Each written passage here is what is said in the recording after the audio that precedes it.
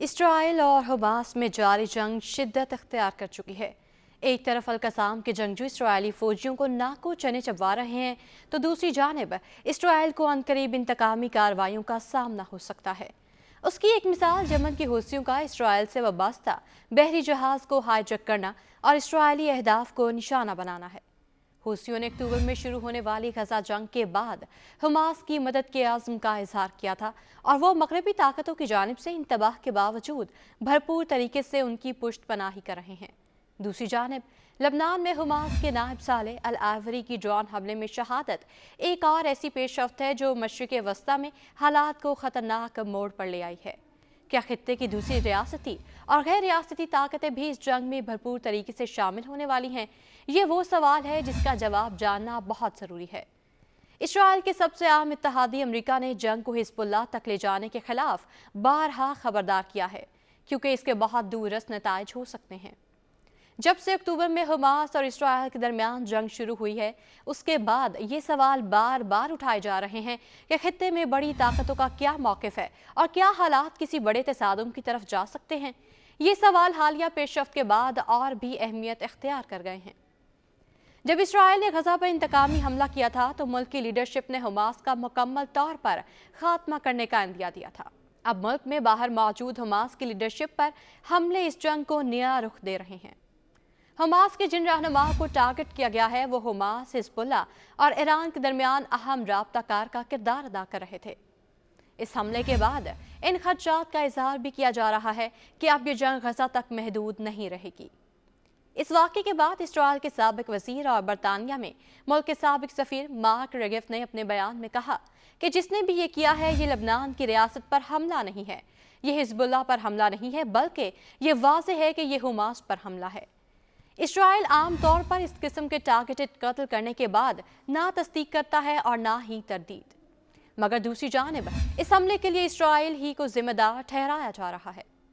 इस हमले ने हिज़्बुल्लाह को झंझोड़ा है और आम तौर पर ऐसे वाक़यात के बाद रद्द अमल में बदला लेने की रिवायत भी मौजूद है। इस पर सामने आने वाले रद्द अमल में हालात की संगीनी का भी अंदाज़ा होता है। हमास के सीनियर रहनुमा इस्माइल हनिया ने इसे एक शिद्दत पसंदाना हमला करार दिया। उनका कहना था कि इसराइल हमारे मुल्क और हमारे अवाम के खिलाफ अपने मजालिम का दायरा वसी कर रहा है।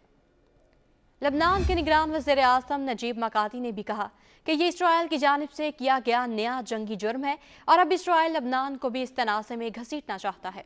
अल आरवरी की शहादत ने हसन नसरुल्लाह और हिज़्बुल्लाह को मुश्किल में डाल दिया है। ज़्यादातर लबनानी इसराइल के साथ जंग नहीं चाहेंगे, मगर मुनासिब जवाब ना देने पर इसराइल को मज़ीद हौसला मिलेगा कि लबनान में मज़ीद अहदाफ को निशाना बनाए। हिज़्बुल्लाह के मुताबिक ये हमला लबनान, उसके अवाम, सिक्योरिटी और खुद मुख्तारी पर है। हिज़्बुल्लाह का ये भी कहना है कि वो इसके लिए इसराइल को सज़ा देंगे। अमेरिका के मुताबिक साले अल आरवरी एक दहशतगर्द थे और अगर वो शहीद भी हो गए तो इस पर किसी को आंसू बहाने की ज़रूरत नहीं। इस बयान से ये अंदाज़ा होता है कि इसराइल के लिए अमेरिका की हिमायत बरकरार है। गो के खित्ते में मुसलमान ममालिक अब तक इस तनाज़े में कोई मस्बत किरदार अदा करने से कासिर रहे हैं। अलबत्ता इस जंग में दूसरी गैर रियासती मुसल्लह ताकतें शामिल हैं और मुतहरिक भी हैं। यमन के हूसी गजा में जारी जंग की वजह से इसराइल को निशाना बनाने की कोशिश कर रहे हैं। अपनी स्ट्रेटेजिक पोजीशन का इस्तेमाल करते हुए हूसियों ने बहीरा अहमर से गुजरने वाले बड़े बहरी जहाज़ों को नुकसान पहुंचाया है, जिनमें इसराइल से वाबस्ता बहरी जहाज़ भी शामिल हैं। ये मामला मगरबी ताकतों के लिए एक बड़ा दर्द सर बन गया है। सवाल यह है कि हूसी इसराइल के लिए खतरा कैसे बने और ये इस जंग की एक अहम कड़ी क्यों है। जोग्राफियाई हिसाब से हूसी यमन की कोस्ट लाइन के ऐसे इलाके को कंट्रोल करते हैं जो आलमी तिजारत के लिए बहुत अहम है।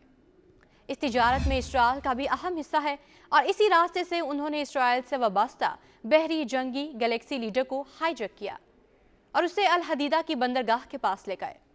नवंबर से अब तक हूसी 20 से ज़्यादा मरतबा बहरी जहाज़ों पर हमले कर चुके हैं।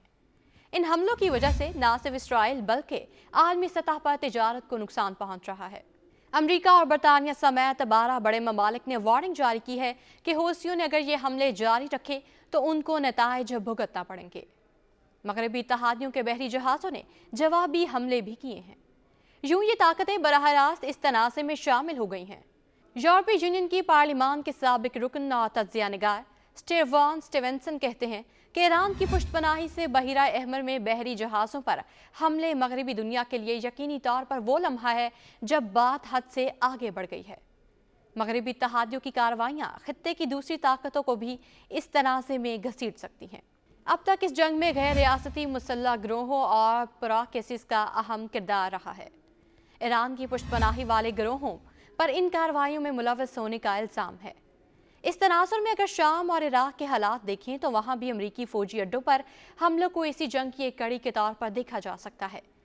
बेरूत में हमास के रहनुमा की शहादत और ईरान में बम धमाकों में 200 से ज़्यादा अफराद की शहादत, ये सब इशारे दे रहे हैं कि इसराइल हमास जंग में खित्ते के दीगर अदाकार भी शामिल हो सकते हैं या हो चुके हैं।